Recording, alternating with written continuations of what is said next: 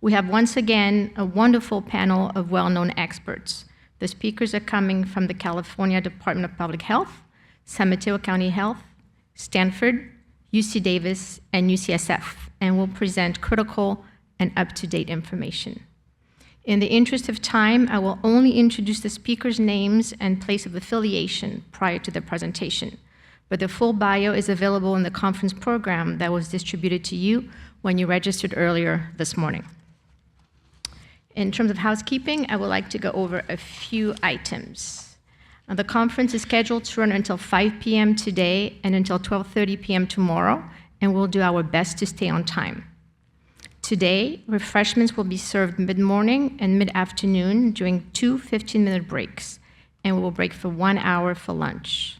At lunchtime, you will have the opportunity to get together and eat lunch with colleagues based on common interests, but we'll tell you more about this new feature of the conference right before lunch. Tomorrow, we will serve breakfast and offer refreshments during the mid-morning break. Please note that this is a tobacco-free campus and that food and beverages are not allowed inside the theater.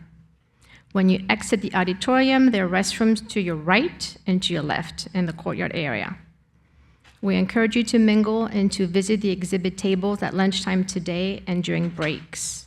You will find information about HIV and STIs, tuberculosis, and other reportable communicable diseases, as well as information regarding mosquito and vector control, the San Mateo County Public Health Laboratory, and immunization for children and adults, to name a few. Most talks will be 45 minutes long, followed by a 10-minute Q&A session. So please hold your questions while the speakers give their presentations. Please remember to state your name and that of your organization before asking a question. And please use the microphone so that everyone in the room can hear your questions or comments. All of the speakers but one will be here. Dr. Aziz won't be able to be on site with us today, so she will deliver her talk via Zoom this afternoon. For details about the schedule, please refer to the conference brochure. You should also have received a copy of most of the speakers' presentations, some handouts, and a name badge.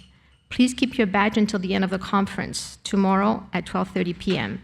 And please remember that you will need to register again tomorrow morning. Please silence your phones and step outside of the theater to take phone calls. To receive continuing education credits, you will need to fill out an evaluation. That evaluation will come from the Stanford Center for Continuing Medical Education and will be sent via email in 7 to 10 business days. Our conference will be recorded, and we encourage you to tell your colleagues who did not know about the conference or who could not attend the conference. The interest was overwhelming again this year, and since we had to cap attendance at 250, we had to turn down almost 150 people. They will be able to view the program, though, free of charge, and will also receive continuing education credit in a few weeks after the recording has been posted online. A link will be sent to conference attendees and to those who were on the wait list. Feel free to pass it along. Almost there. And last but not least, again, many thanks to all of our sponsors, the Health Plan of San Mateo, the Sequoia Healthcare District, the San Mateo County Health Foundation, the San Mateo County Medical Association, and Stanford. Without the support, we would not have been able to offer you this program. And speaking of sponsors, we have John Giroux here this morning from the San Mateo County Health Foundation, and he's going to say a few words before Dr. Conway, our first speaker, comes to the stage. John?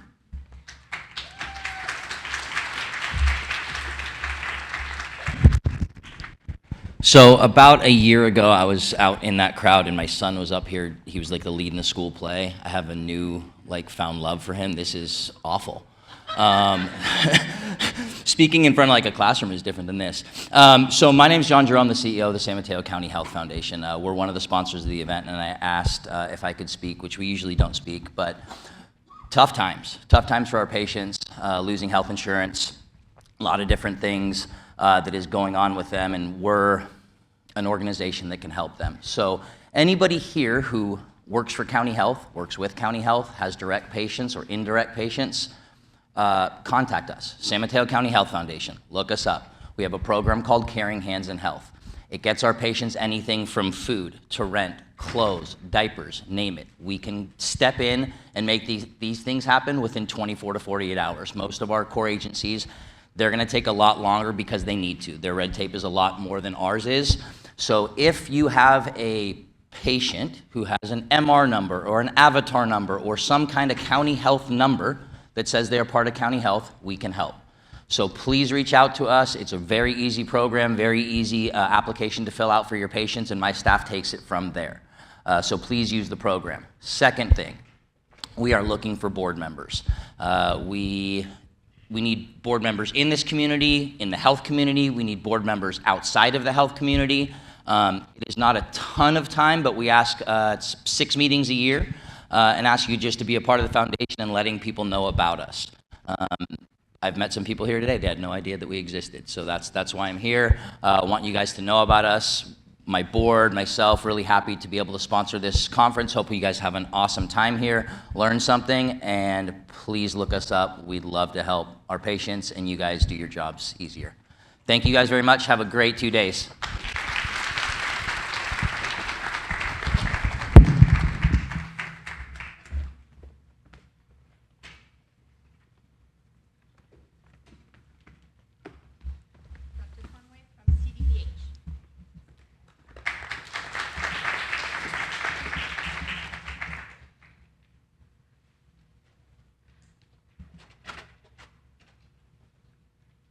Cool.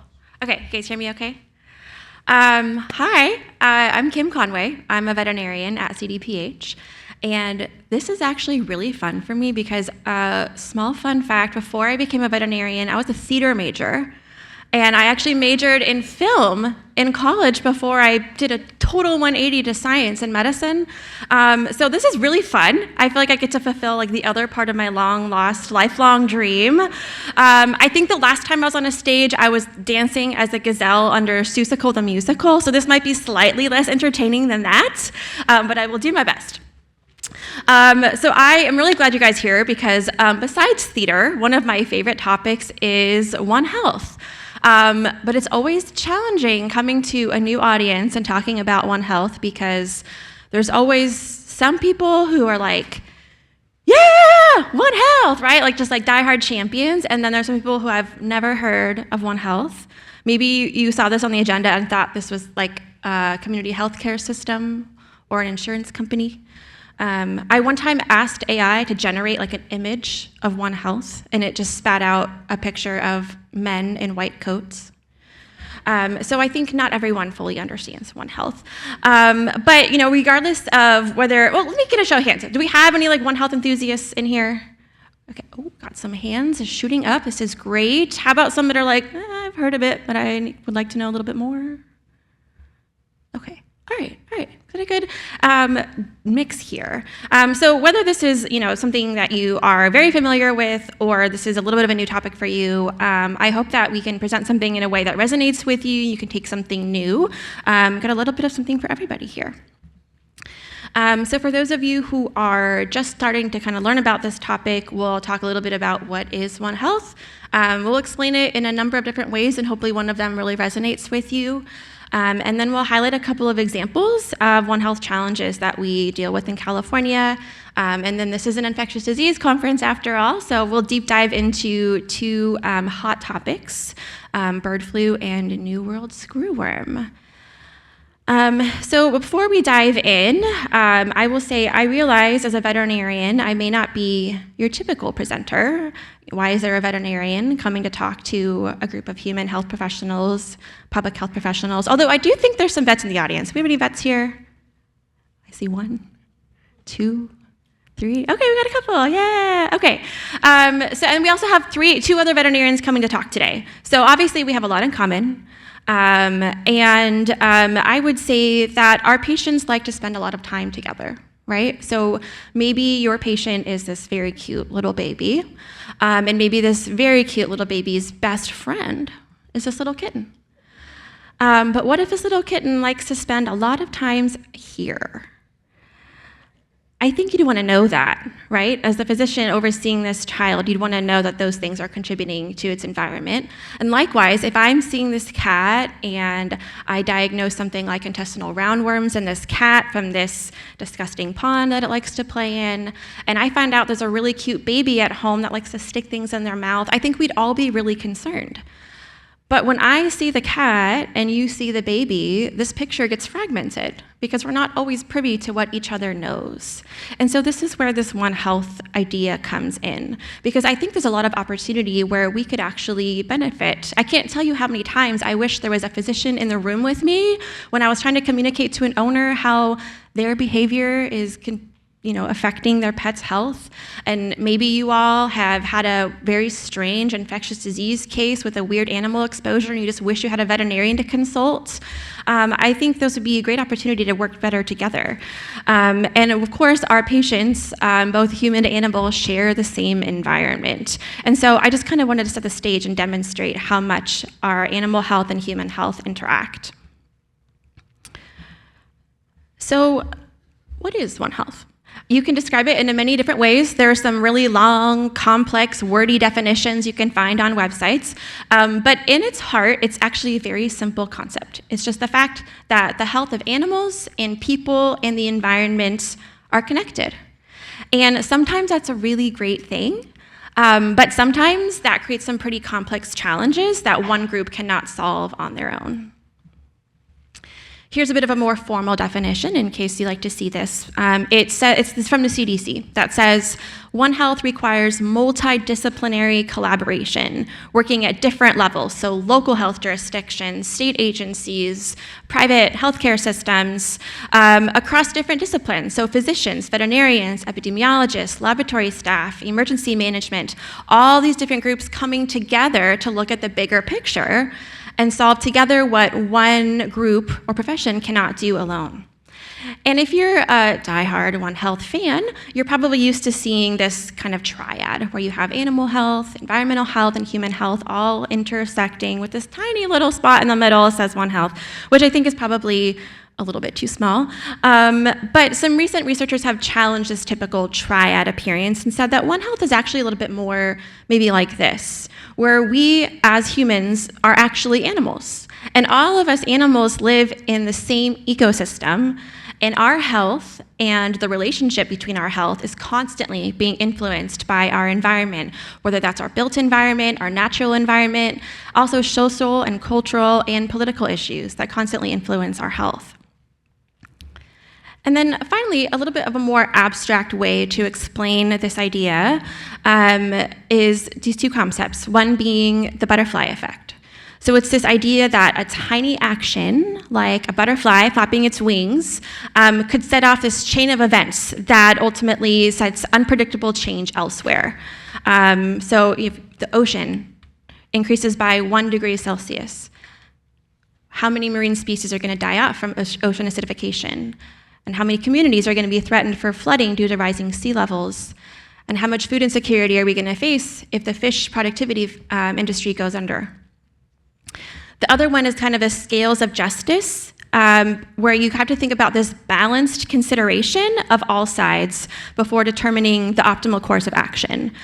If I prescribe this antibiotic of human concern to this cat that has an infection and it needs help, am I acting in the best interest of this cat? Or am I risking the future efficacy of that antimicrobial in humans? Maybe it's both, but it's this concept that looking at the bigger picture and not just the problem directly in front of you. So hopefully that all kind of resonates with you, because we're going to dump into a few challenges. Sometimes I find it's easier to understand this concept in a couple of examples. So let's talk about some of the things we're dealing with in California. And of course, infectious disease conference, we'll start off with zoonotic diseases. So this probably is not going to be brand new information to a lot of you, speaking of infectious diseases, many of you may not know just how many of them come from animals when we're talking about emerging diseases that impact people. So it's estimated that about 60% of existing zoonotic diseases come from animals, and about 75% of emerging diseases come from animals. And so this is estimated to be about one new emerging infectious disease every 8 months or so. And then there's a bunch, of course, zoonotic diseases that we deal with in our exam rooms or our life every single day that I know some of you probably work on, and we all have a favorite organism, right? What are some of the zoonotic diseases you guys love? What is it? COVID? You love COVID? It's your life. Okay, I heard rabies. Okay, whoever said COVID's their life, I'm with you on bird flu. It's been haunting me for a year now. Yeah, rabies, COVID, anything else come into your mind? Lyme, hantavirus. All right, awesome. You're going to really enjoy Anne's talk next. She's talking about vectors. Yes, so we all have favorite zoonotic diseases. And what's coming next, we don't know. But one thing I like to encourage us to think about is that, yes, there are many, many diseases coming, they're here, that are coming in the future, but why does this keep happening? This is what I would call a fishbone diagram, where you can kind of take a look and look at the root cause of an issue. I don't know how well you can see it. You can probably see it pretty good. So this is, if you look at the fish's head here, you can insert your pandemic of choice. Let's go with COVID over here, because it's a pretty good example. And look about, why did COVID come about? And if you just kind of go one step and look at the pink rib here, this is kind of the human dimension aspect of it, you might look at that and say, well, we had this COVID pandemic because, we didn't have any innate immunity. It was a brand new virus. We didn't have any vaccines. People were traveling all over the place. There was a lot of misinformation. We didn't have enough PPE. And those were definitely contributing factors to how it spread.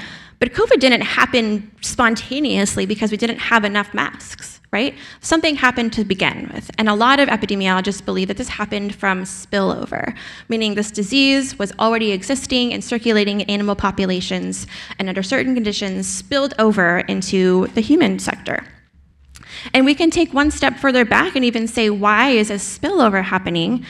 And it's because we are constantly seeing in our society increased human-animal interactions. And you can even go one step further back and say, well, why is that happening? And then we get to this environmental root, that habitat degradation as a result of changing climate and human-directed land use is changing the way that we interact with animals. And this is what was going to continue to keep happening. And I know that we use COVID as an example, but there's plenty of other diseases that have come about this way. Has anyone seen the movie Contagion? With Gwyneth Paltrow? Yeah, go get some clapping here. Yeah, excellent movie. I love that movie. I rewatched it during COVID. That was really wild and scary. But if you haven't seen it yet, I'm not going to spoil anything for you, but it really highlights this exact picture that I just painted. And then, of course, there's many different other, contributing factors as well, right? There's bushmeat consumption, wildlife trade, wet animal markets. These are things that are embedded in varying cultural issues and food security, and legal and political issues that we can't address today. But I think it's important that we're educated about the larger cause of these, because these are issues that we see contributing to the problems that we're seeing in our exam room, and think about the cause and not just the effect we see in our patients.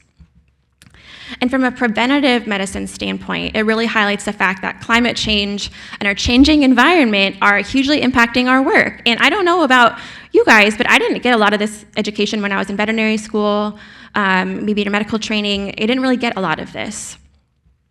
And I don't know if we have any Schitt's Creek fans in the house today. This was my COVID comfort binge show. I think I literally watched it like 3 times in a row. So just like shame eating and climate change, we don't have enough time for that this morning. But it's a good thing, because Dr. Desai is going to talk all about changing climate and emergency infectious diseases later this afternoon, so stay tuned for that. But I have to give you a little highlight here, because you just can't talk about One Health without talking about the impact of climate. And so these examples would impact all of us in this room, but we'd all likely have a different angle or a different role in addressing all of these. But even though these all seem like different independent impacts, I could tie these all together here. I could paint a picture. If you look something like extreme weather events, obviously extreme heat can predispose us to things like wildfires, Wildfires are really one of those One Health challenges where you have smoke and chemicals and toxins impacting human and animal respiratory health. You have wildlife that's displaced from their habitat is lost. And then you have people who have to evacuate, and many of these people have pets. And many of the shelters that people can evacuate to don't allow people to co-shelter with their pet. And so now you're asking someone to sever that human-animal bond, probably at a very distressing time when they need that pet the most. These wildfires can contribute to things like poor water quality, not just like natural waters, but if you've been following the LA fires that happened in the spring, you might have heard that a lot of the people who evacuated their homes left their pools, and those pools went unmaintained. They became breeding grounds, stagnant water full of for mosquitoes, which leads us to mosquitoes and vector control, which again, I'm gonna leave to Anne. She's gonna cover it a lot more in depth than I am, but we know that those mosquitoes can and then spread diseases. And it's not just the threat of climate and induced disasters and pandemics where our work intersects. There's plenty more examples than what I've just listed on this slide, but I want to make sure that we realize that many of these issues that we're specifically dealing with in our lives fall into this intersection: animal, human, and environmental health. Harmful algal blooms is a really good example, right? It's these toxic, these algae blooms that can bloom under the perfect conditions of excess nutrients from agricultural fertilizer runoff, beautiful warm environment. These algae can just blow into blooms, and those toxins can kill animals, they can harm people, and so it really requires this One Health approach of different organizations working together to address something like a harmful algal bloom outbreak. Food safety, hello, raw milk, right? Yeah.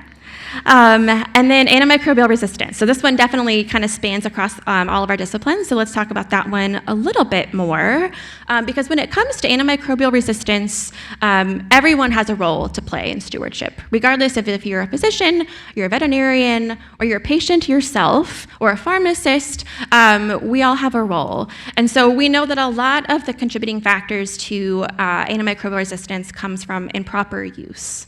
And this can be on the prescriber, the provider, or the patient side, right? I think for a long time we had this idea of like, can't hurt, right? I know I've seen that when I was in practice. We don't quite know, let's try some antibiotics, can't hurt. But we know that it can hurt.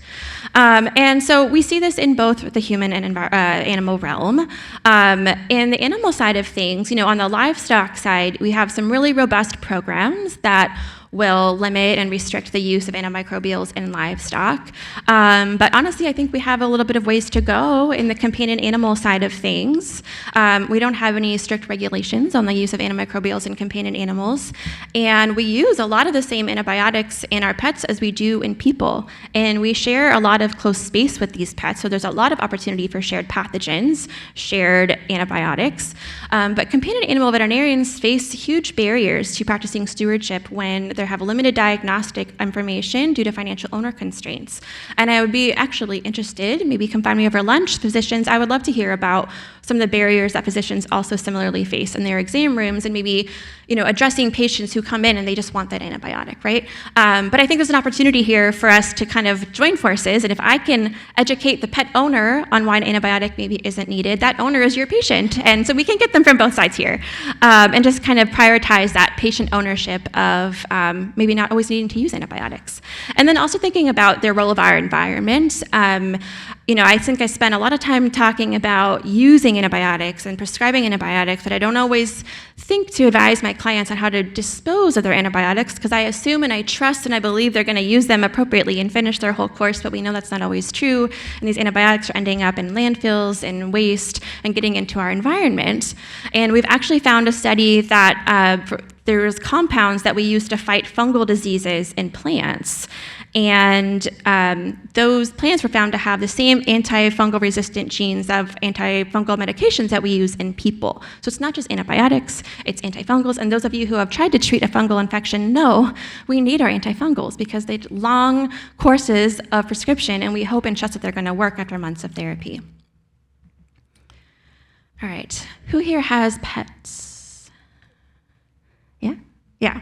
One of my favorite topics within animal health is the human-animal bond. I don't think it's just biased because I'm a veterinarian, but we know that about 2/3 of Californians own pets, and nearly all of them consider pets as part of their family. And so we really need to be thinking about pets when we talk about family health, right? Family health practitioners, that includes pets. If people are considering pets part of their family, that needs to be part of the conversation. How many of us have thrown like a birthday party for our pets? Yeah, a couple hands. Does anybody have a social media account for their pet? Okay. I don't either, but I know it's common. We do these bizarre things, right? I recently learned from Anne this morning that people who have rats sometimes participate in like rat exchanges and these like pet owning events. So, we really love our pets. We do bizarre things because of this bond that we share with them because, they make us feel good, right? They can reduce stress and anxiety. When we take our pets for our walks, they can improve our physical fitness. In our elderly and aging populations, we know that it can improve healthy aging. But this is not breaking news, right? Anyone who has a pet knows that there are benefits to humans in owning a pet. I know this firsthand. My cat has been my therapist for 12 years. But I think what we fail to recognize is that this bond will influence human behavior and the behavior of our patients and the community that we serve. And so sometimes we can leverage this. We can say, don't smoke. Maybe they don't listen. But if we say that secondhand smoke can harm the pets in your home, they might pay attention. People often care more about their pet's health than their own health. And sometimes this bond can actually put us at risk. So later this afternoon, Dr. Campana is going to talk about some of the pathogens that can be shared through things like animal bites. And then sometimes this bond can hinder our efforts. And so you might tell someone that they need to evacuate their home because of an impending disaster, but they won't want to leave their pet behind. And we've seen this happen before. So this is an example of a story of a man named Rick and his cat Manju. They were victims of the Camp Fire, and he received an evacuation notice for his home. And he was scrambling to leave, but he couldn't find his cat. So he was looking all over the house. It took 8 minutes for them to locate their cat. Thankfully, they did. They got him all carried away and drove away. But they waited so long that as they were driving their house, with the flames rapidly approaching their neighborhood, it was so hot that the cars on his street were literally melting to the ground. They just barely made it out. And he was willing to risk his life to save his cat, a member of his family.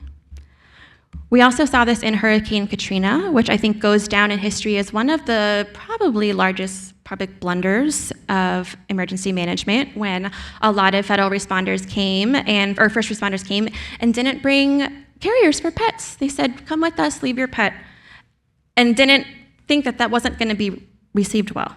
There was this picture that, I don't think going viral was a thing in the early 2000s, but if it was, this picture would have gone viral because it was a small child who was having his small dog literally ripped away from his hands as he was forced to board a bus to evacuate. And we know that from Hurricane Katrina, 44% of people who chose to stay behind was because they didn't want to leave without their pet. It's estimated that around 100,000 to 600,000 pets were killed in Hurricane Katrina. And of the 15,000 animals that were lost and eventually rescued, less than a quarter of them were reunited with their pets or their owners because they didn't have active or up-to-date microchips. Apart from just disasters, we have other environmental influences that are seriously impacting the health of our communities here, including homelessness. So in California, we have the highest percentage of unhoused individuals in the country, and up to a quarter of them own pets. And the benefits of this human-animal bond go far beyond anything that I think you or I could understand, or what we might even say about our pets. I might say, my pets, make me laugh and they entertain me. But in this community, the pets may keep them warm and protect them, and they may even stop alcohol or drug use because they want to choose to be clean for their pets. They also have challenges that many of us probably can't relate to. I struggle to find a pet sitter when I want to go on vacation, but they may not be able to go to their doctor's appointment with you because they have no one to watch their pet. Or they may not go into the ER because they know if they go to the ER, their pet's going to go into animal control. They also face a lot of stigma from potentially well-intentioned but possibly misinformed people thinking that if someone's living on the street, they shouldn't own pets. And it's also possible that people living in this type of environment may be at an increased risk for zoonotic diseases as they're experiencing more environmental risk factors. A few years ago, some colleagues and I at UC Davis did a study on this, and one of the most important takeaways was that 96% of the unhoused individuals that we surveyed said they would not give up their pet for a better housing opportunity. They would prefer to stay on the streets where they were to keep their pet. And I think that's huge, right? We have so many efforts in California directed towards finding accessible and transitional housing units, but if we don't allow them to bring their pets, they're not gonna take it. So I think this is a huge thing we need to keep in mind. So I really hope that this is something that you take away from the presentation, because this human-animal bond is really strong in this population, and as healthcare providers and public health professionals, we really have a duty to lend our compassion and help and break this stigma. And we know that both of our patients need that help. I don't know if there's anybody here from San Mateo who has worked on the San Mateo Mobile One Health clinics. But I recently heard about this effort, so if you're here, I'd love to hear more about it. But I'm understanding that in the county of San Mateo, you guys launched these mobile One Health clinics during COVID, where the thought was to get people comfortable with receiving their own care. We would address the care of their animals first. People could come and get pre-vaccination for their pets, and then get their own health checkup as well. What an awesome way to incorporate the One Health approach into addressing something like this.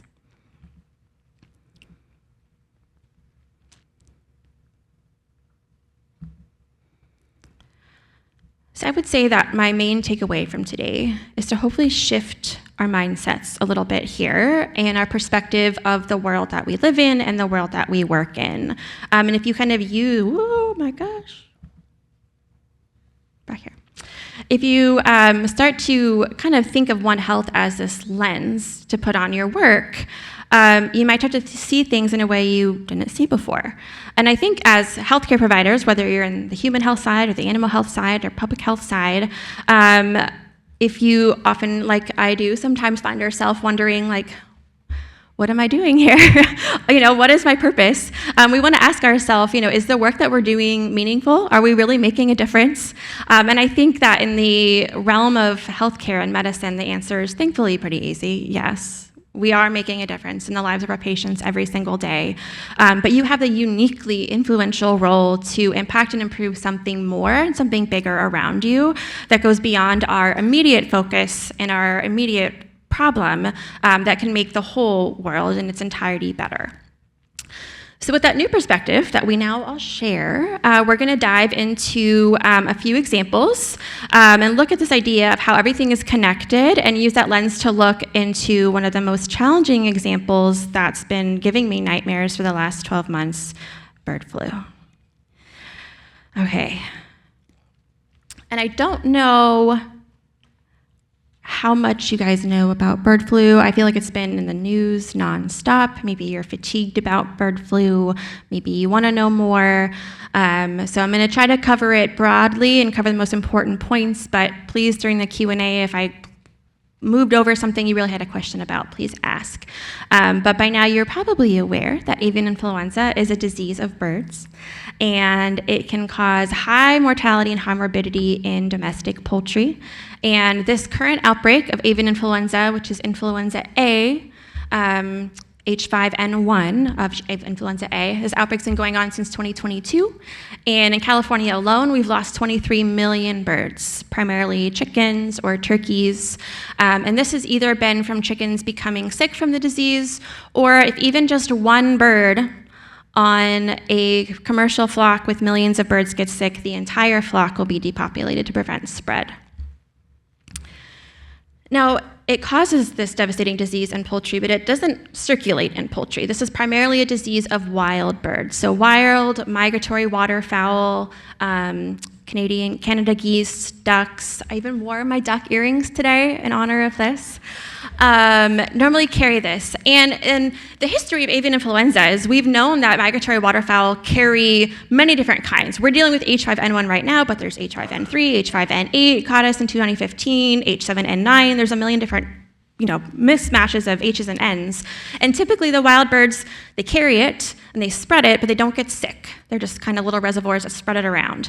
But this outbreak has been weird in that it has been killing the wild birds as well. And so this is one of the early maps that just showed every single state had seen wild birds that got infected with bird flu. And then things got really, really devastating a few years ago when we started seeing it spill over into more mammalian species. Now, before, it wasn't that unusual to see a mammal get infected with bird flu. We know that carnivorous species like mountain lions or any predator that's going to feed on a potential dead carcass could potentially get sick.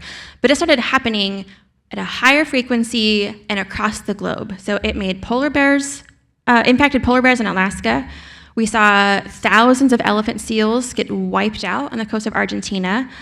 And then we started seeing it impact indoor cats.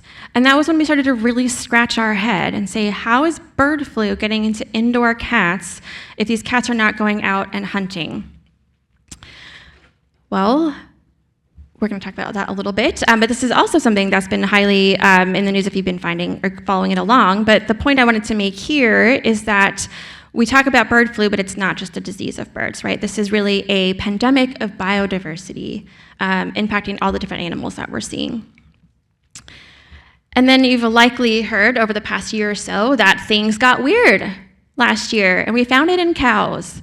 And so this happened at an isolated introduction in Texas in the spring of 2024. If you're familiar with the dairy cattle industry, cows just are constantly moving in and out, constantly farm to farm, state to state across the country. And so very, very quickly, this one introduction made its way across the central part of the state or country into California. And then out of our approximately 1,100 to 1,200 dairies in California, over 700 of them ended up getting bird flu in the course of 1 year. It's different in cows in that it's not causing mass mortality like it does in the birds. It chiefly binds in the mammary glands, and so what we're seeing is very weird milk. And it's very interesting to me to see how this one virus can bind to different receptors in different mammalian hosts. So in birds, it's primarily a respiratory pathogen, and they're often, suffocating or getting a little neurologic with their disease.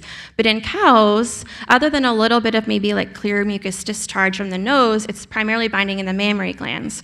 Whereas in the cats, we're seeing it primarily in the brain and causing neurological issues. So it's a very, very weird pathogen. But unfortunately, because this just becomes so widespread in our dairy, without a vaccine, we know that this is pretty much here to stay at this point. And then, of course, there's the human health impacts, and we can talk about human health impacts in the context of infectious disease and getting sick. And in California, for this outbreak, we had 39 human cases, all thankfully very mild, all recovered.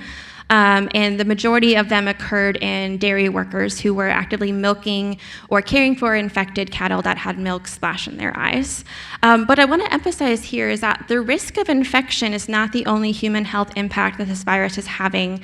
And I hope that as human health professionals and public health professionals, we keep this in mind, and that these farmers and these farm owners who deal with this, they recover physically from their illness, but the mental health impacts are lasting. When they have to depopulate their entire flock, that's devastating. When the veterinarians have to go onto a farm and be the ones who are depopulating all these birds, that's devastating. And when this industry is already facing huge economical challenges and they're just trying to feed their family and they're dealing with things like immigrations and changes and they're scared of government officials and they're calling them every day asking them if they're sick, that's very scary. And so I think we need to keep that in mind as well. And then we have our food safety aspect. So on this graph here on the left, you see that green spike in the cost of eggs. It was a very dark day when I went to Trader Joe's and there were no eggs. Couldn't find a single egg carton.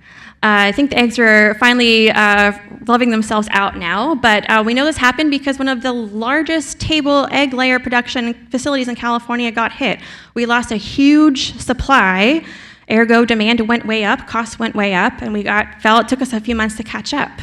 And then now we're seeing this problem with our raw products. So raw milk is legal in California. We have a number of farms that will sell raw milk for consumption. And we also have things like raw pet food. And so this is what kind of started to clue us into some of these indoor cats that were getting sick when we realized that some of the cats were reportedly being fed raw milk that had been recalled for bird flu, or fed raw pet food that were later to be found contaminated with bird flu. So this is something that we're still dealing with in California. We have 22 confirmed cases, but if you add up probable, presumptive, and suspected, we're at about 40 cases of cats impacted by bird flu in California. And it is almost always fatal in the cats, whether they're dying from their illness or they're getting euthanized because their illness is so severe. And this is just a small, I am confident this is not all the cats. The steps you would have to take to get a cat accurately diagnosed, I'm sure there's so many that we are missing, especially with owners who don't have the means to go and pursue all these diagnostics to get confirmatory testing. We've also seen a number of wild cats get infected as well. So in these cats, we know that at least in California, the primary source of exposure has been consumption of raw products, whether it's been raw milk or raw food. We've had a couple of cats, and this was primarily in other states, but we had one here too, where the cat was reported to be seen walking around an infected dairy, maybe was drinking the infected milk. We had one cat that the only exposure we were aware of was that they had been fed like literal raw chicken breasts bought from the grocery store. We've had a number of stray cats that have come in that we can only assume maybe wild bird exposure, but ultimately that exposure is unknown. And so maybe there's even another reservoir like rodents or flies that we're not really catching yet.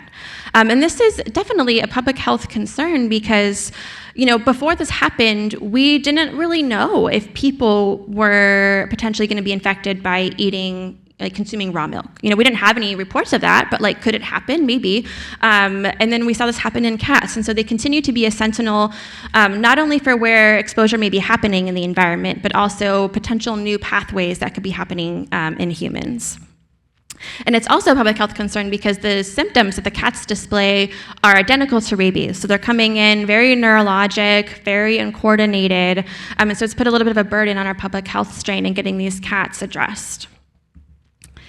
And then finally, I'll stop with the environmental aspects of this disease because I'll just say with potentially millions of chickens that have died from bird flu on a farm, that's millions of chicken carcasses you need to find a way to manage. And there's a lot of thought that needs to go into that. Where are you going to put millions of chicken carcasses? Are you going to bury them? Are you going to drive past a bunch of other uninfected farms to take them to a landfill? Are you going to compost them on site? There's a lot of different ways to manage this that can have different environmental considerations. And then, of course, bringing in our climate again, not in California, but in a different state. We had a cluster of about 9 cases of people who became sick with bird flu after they were involved in depopulating poultry. And it is reported that they likely were not wearing the PPE that they were supposed to because it was so hot. Which you can imagine, you're telling someone to wear a suit and a mask and a face shield and boots and goggles and gloves and it's 105 degrees outside. It's not surprising that it's not always being complied. So think about all these impacts from just this one virus. I think that's really where that scales of justice idea comes in, that if you make a policy decision to address one of these, what happens to the other? So what does it kind of look like when we put all these pieces together in California? Well, it looks like this. So we have various local, state, and private federal groups collaborating, working across sectors. And this also involves collaborating with veterinarians to help be the eyes and ears on the ground to detect this in animals, and also collaborating with physicians to make sure that exposed people can get proper access to treatment and testing if needed. And then I included these slides because I know we learned that it can be really confusing to know which agencies do what when it comes to anything regulation or disease related. And so this slide and this slide, honestly, this is just One Health right here. It doesn't have to be this like fancy thing. It's not just something that applies clinically. This is a scalable approach, and it's this mindset to help everyone see the bigger picture. But everyone is so focused on their individual role or their individual stakeholders, it can be hard to communicate something big picture like this to help everyone understand.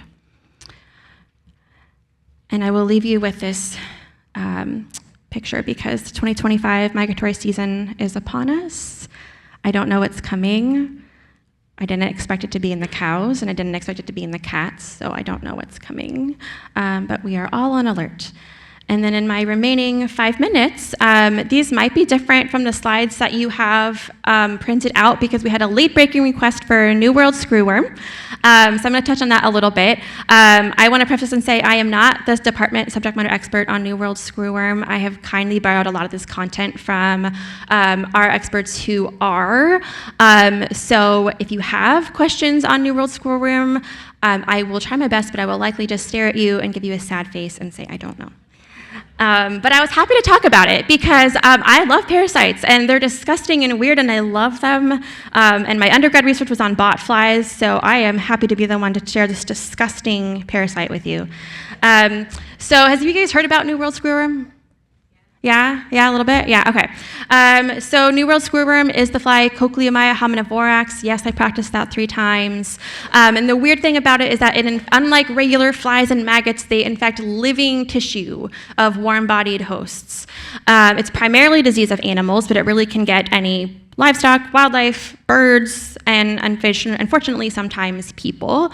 And they are distinct in that they have this kind of metallic green-blue sheen color, these big orange eyes, and then it's hard to see on this picture, but I'll try to point it out on a different one, these like 3 black stripes on the back, right in between their wings. And it's about the size of a typical housefly or potentially a little bit bigger.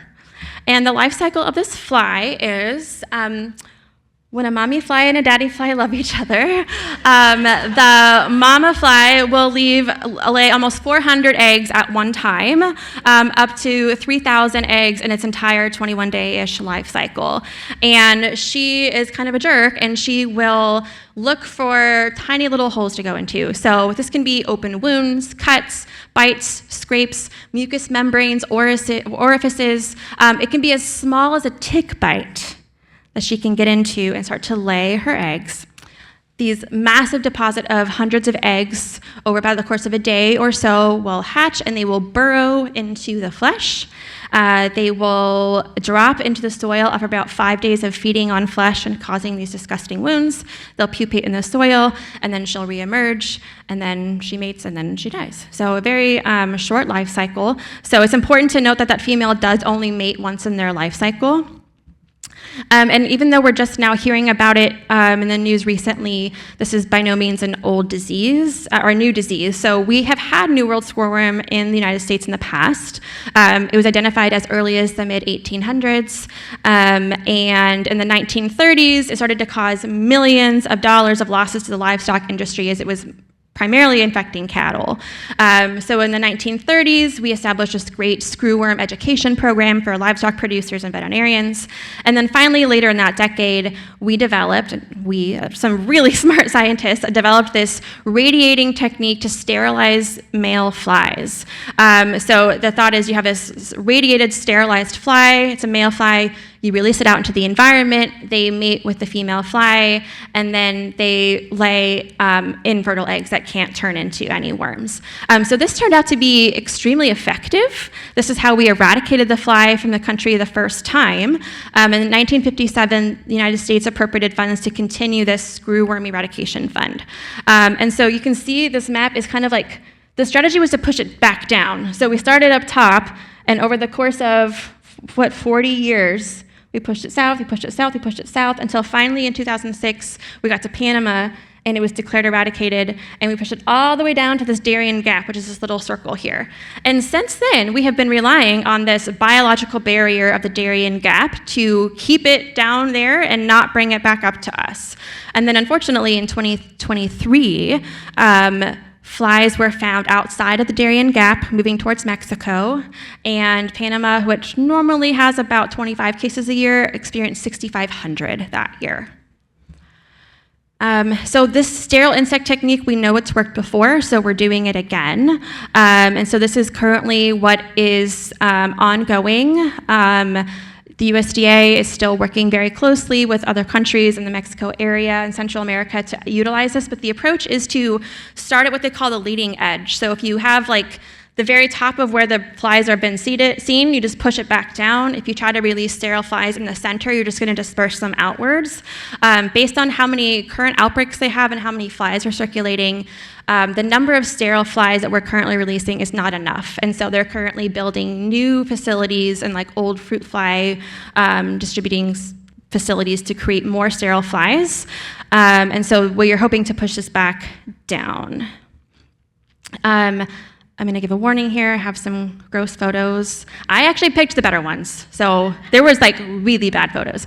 These ones were not that bad, but these you can see they can just get really, really devastating wounds on animals. Again, primarily through wounds in cattle. This is oftentimes like the umbilical cord right when they're born, so it can impact newborns.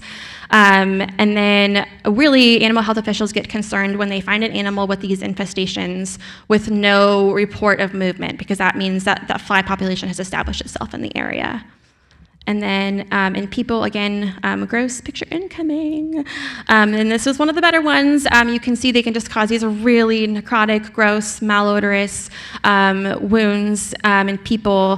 So, the upside is here is that you're not going to have any asymptomatic infections. If you have it here, you're going to find it.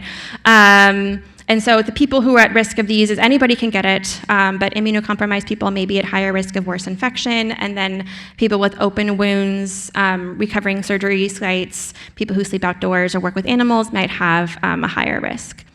And so I'll just finish here with kind of the key messages here, and that the risk of the United States is still very low. It's still in southern to mid-Mexico. It's not approaching us close yet, so our risk is still low. We won't see it directly contagious. You can't get screwworm between an animal to a person or vice versa. It's through contamination or exposure in your environment.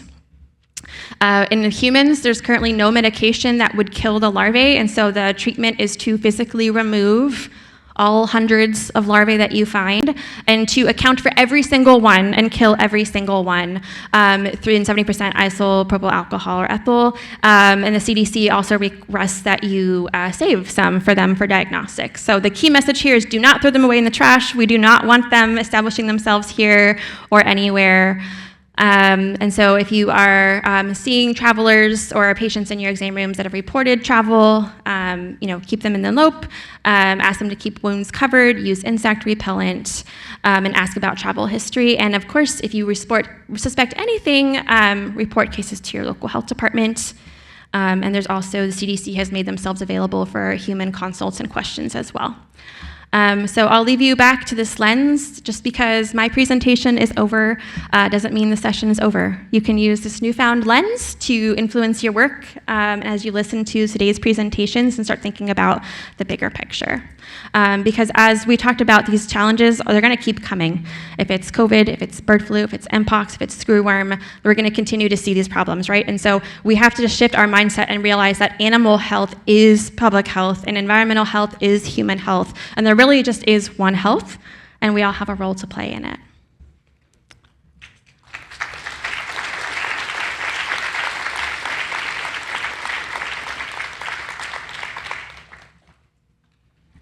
That's my therapist, Kat. On the left. Okay, I think we're okay. 10 minutes for questions, I think.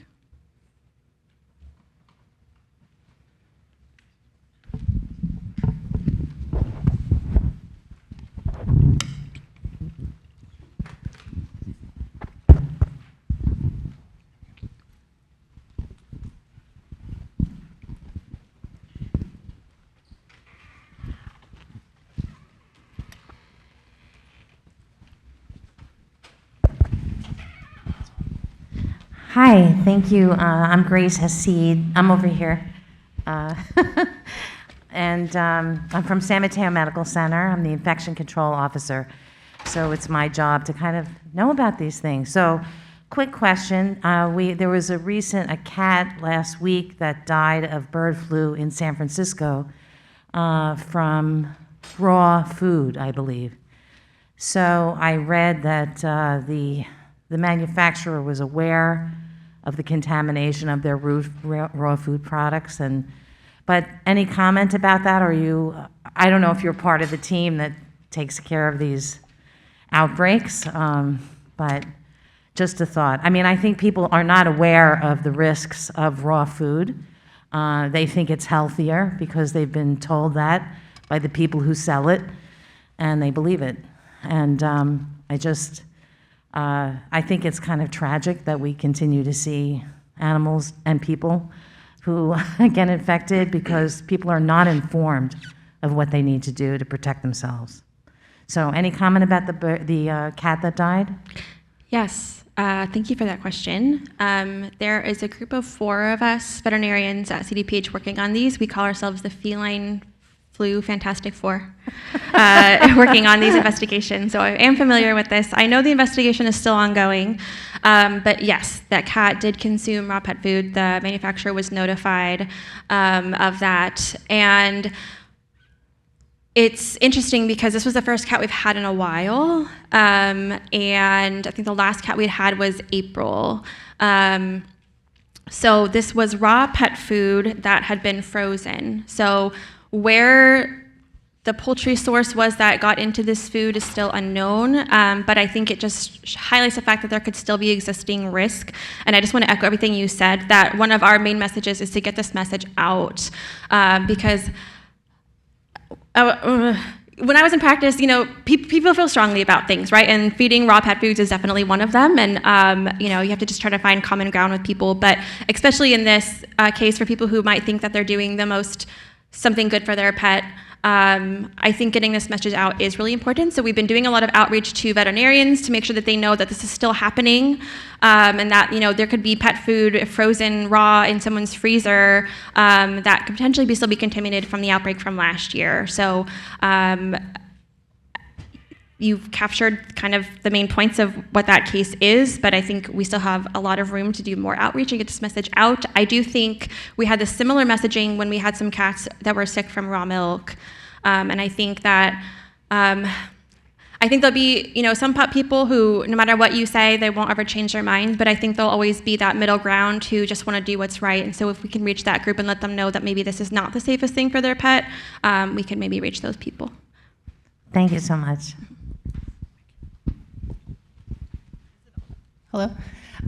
Hi, thank you so much for your presentation. My name's Heather Eastwood. I'm one of the epidemiologists here in San Mateo County, and I work on wastewater surveillance. So I think this might potentially overlap with her question or her comment. Do you have any thoughts on the recent reemergence of H5 in wastewater here in California?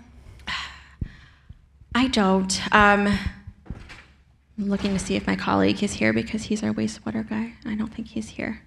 So I don't. But I know that last year during the outbreak, we saw that the wastewater spikes correlated perfectly in timing with the dairies. And so we have not had a positive dairy in California in over a month. And our last confirmed poultry case was like mid-August. So we don't have any ongoing reported that we're aware of. I am not a wastewater subject matter expert. In fact, it's very foreign to me, but my limited understanding is that in order to get those peaks, you have to have a pretty significant input. So something like a few wild birds carrying this is not gonna send those signals. So what is going on? I don't know. I have the same question. Thank you.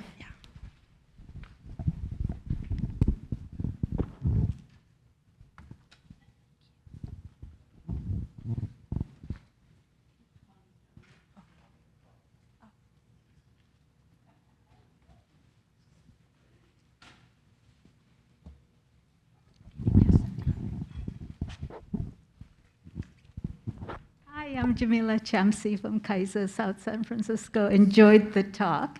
How would you, in the moment, be able to identify that you're dealing with screwworm versus myiasis? Is the larva a different size, or? All right, this is where you're going to get my sad face, because I'm not a human physician, so I don't have the answer to that. I know that it's some hints on the type of tissue, so it should be living tissue where there was no existing necrosis from something, but I'm going to tag in any other physician in this room who may have a better answer than that, but I don't know. Okay, no, I was just wondering, because when you're seeing it, you need to recognize what you're seeing. Okay, thank you.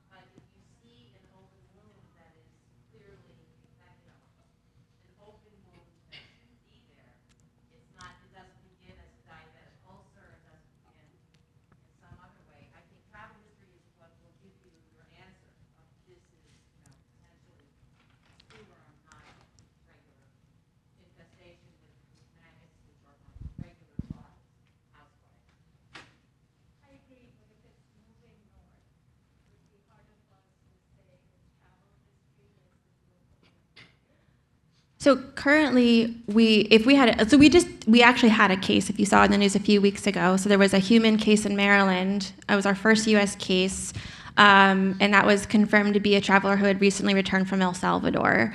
So I don't know much more about that case other than he's fully recovered now. And props to a lot of the outreach that's already ongoing, and that physician caught that.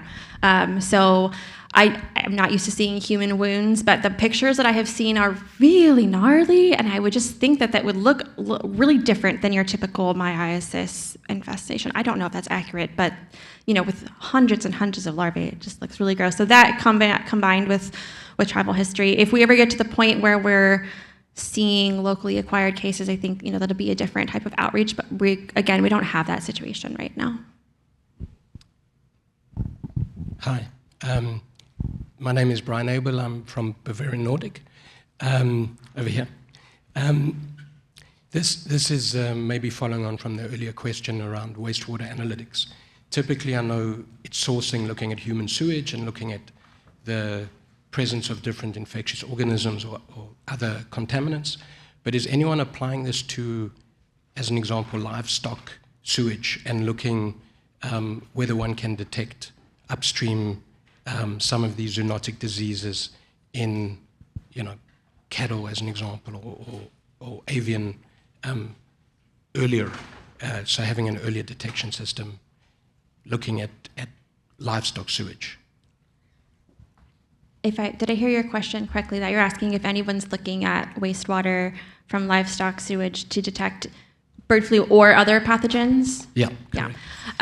Yeah. So again, my limited understanding of wastewater is that contains waste from a number of sites, which can include agricultural, commercial, dairy runoff. So sometimes milk is disposed of in lagoons, but it can definitely make its way into the wastewater stream. So that could be livestock waste. I think the concept of wastewater surveillance is relatively new. Please, someone correct me if I'm wrong, but the COVID was kind of the first time I really saw that. So I think we probably have a lot of potential to be looking at some of these other pathogens. I'm not aware of any other pathogens on the livestock side that they're utilizing this other than bird flu at the moment. Yeah.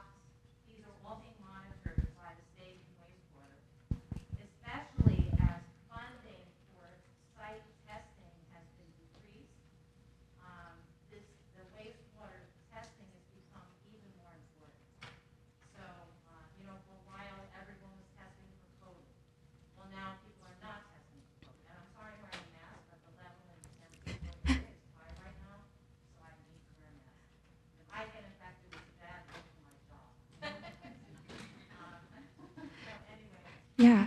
Bottom line, we are testing for a lot of pathogens and in many, many sites around the country. Would you also agree that this is like a fairly new approach, or have we been doing this for a long time? Okay. In the last few years, it's become really, and since COVID, I think, yes. Okay. That's all I've been aware of it, but I'm not an expert again in the history of it. I joined that. Got it. Thanks. Isn't this cool though? Imagine if we had these conversations all the time. You have like physicians and vets and environmental health wastewater specialists having these conversations, how much our collective knowledge would grow from these types of interdisciplinary discussions. I love it. Thank you.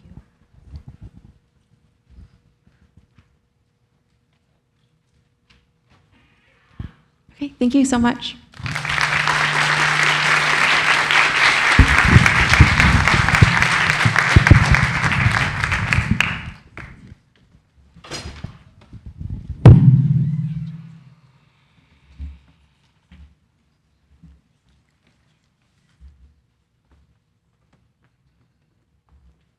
Thank you, Dr. Conway, with great talk. So now we're going to have Dr. Ann Cantrip, who's also coming from CDPH. I believe they carpooled this morning and left at an ungodly hour from Davis. And Dr. Cantrip is going to talk to us about tick-borne illnesses here in California. Thank you.